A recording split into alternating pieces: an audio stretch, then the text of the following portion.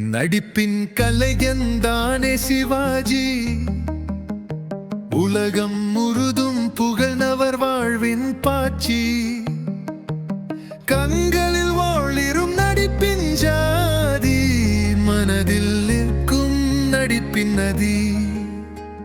சிவாஜி சிவாஜி உலக நாயகம். நடிப்பு மலைமுகட்டில் மாமன்னன். பாடும் மக்கள் குரலில் சத்தம். சிவாஜி சிவாஜி உலக நட்சத்திரம்.